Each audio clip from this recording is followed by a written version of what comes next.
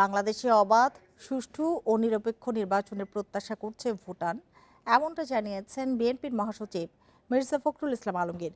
রোববার রাতে রাজধানীর হোটেল ইন্টারকন্টিনেন্টালে ভুটানের প্রধানমন্ত্রী শেরিং তোবগের সাথে সৌজন্য সাক্ষাৎ শেষে কথা বলেন তিনি।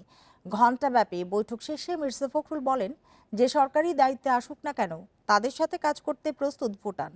বৈঠকে দুদেশের রাজনৈতিক পরিস্থিতি, ব্যবসা বাণিজ্য, জ্বালানি খাত ও পারস্পরিক স্বার্থ সংশ্লিষ্ট বিভিন্ন বিষয়ে আলোচনা হয়। বিএনপি মহাসচিব বলেন, দ্বিপাক্ষিক সম্পর্ক আরও জোরদারে দুপক্ষই আগ্রহ প্রকাশ করেছে। এ সময় ভুটানের প্রধানমন্ত্রী বিএনপি চেয়ারপারসন বেগম খালেদা জিয়ার স্বাস্থ্যের খোঁজ খবর নেন বলেও জানান মির্জা ফখরুল ইসলাম আলমগীর। ভুটানের প্রধানমন্ত্রীর সঙ্গে আমাদের আলোচনা হয়েছে। ম্যাডামের স্বাস্থ্য সম্পর্কে তিনি জিজ্ঞেস করেছেন। ট্রেড নিয়ে কথা বলেছি, আমরা আপনার এনার্জি নিয়ে কথা বলেছি এবং আপনার খুব বাংলাদেশের প্রথম রিকগনিশন দিয়েছিল কিন্তু ভুটান।